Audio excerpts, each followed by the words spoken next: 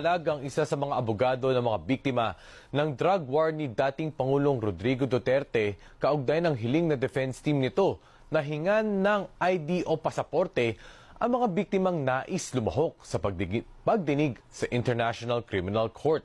Ayon sa kampo ni Duterte, layunin nitong matiyak ang pagkakakilanlan ng mga biktima at masiguradong hindi sila peke.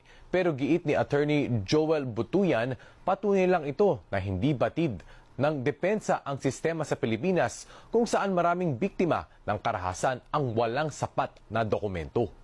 Ayan, papalagpala pag hiningian na ng identity.